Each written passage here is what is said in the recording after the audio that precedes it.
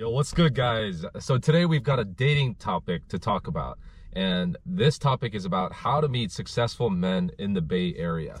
I'm assuming this is a female who works at Apple is asking this question, so I want to give you guys my personal thoughts on it. So the title of this post says, How to Meet Successful Men in the Bay. I am 24 years old, I live in San Francisco, and I keep meeting cute guys who turn out to be low-key deadbeats. And she defines that as living at parents' home, unemployed, no future plans, etc., who are hoping I'll take care of them.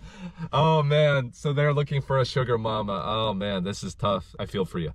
Where do I actually find successful men? Where are y'all hiding?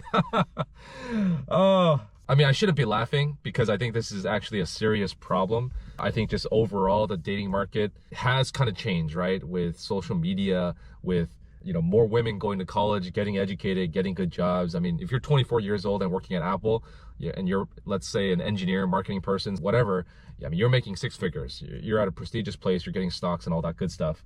And you're living in the city. I mean, it's a little bit surprising because the city has so much diversity, and there's also a lot of very successful people, startup founders, entrepreneurs, people who work at FAANG companies, engineers, designers, whatever. And so if you're really looking for those types of men who have actually something going for them, you're probably just in the wrong neighborhood.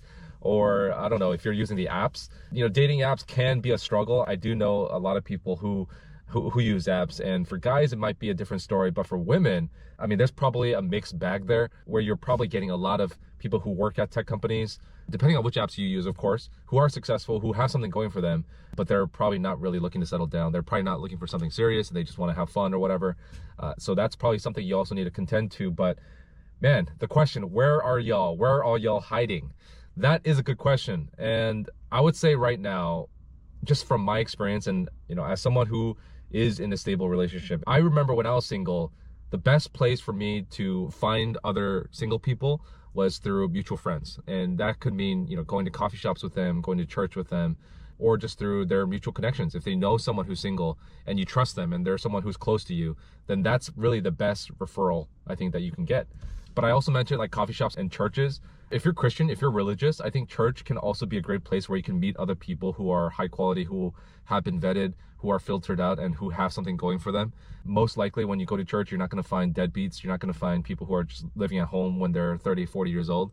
So take that into consideration as well. The Bay Area is very interesting because it's so highly dominated by men.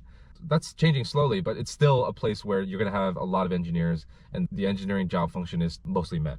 And so that's something you're going to have to deal with. But what I would encourage you is leverage your network. I would also ask yourself, what kind of people are you hanging around? Are you hanging around just couples and people who are married with kids? Because they're not really going to be able to refer you because their network is also probably mostly married couples and families.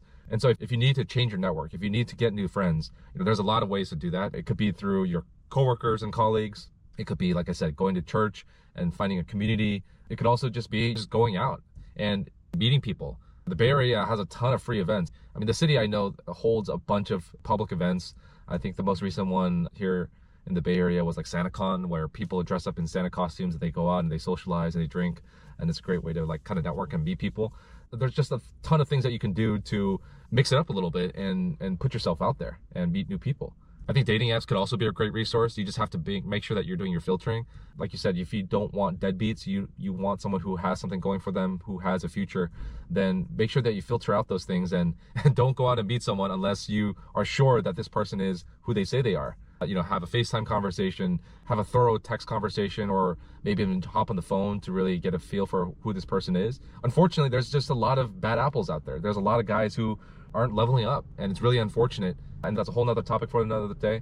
But I would just encourage you to leverage the tools that you have. Dating apps is a great one. Your friends and your network should be the primary option. And then, of course, going out and meeting people through events, through your community, through church, maybe even coffee shops is a good one. If you just go out there as a coffee shop, and if you're a single lady and you just present yourself, I'm pretty sure you're going to get a lot of guys who are coming up to make conversation, or who open up with a one-liner, or who ask for your phone number or your Instagram. And so I think if you're putting in the work and you're putting yourself out there, they will come.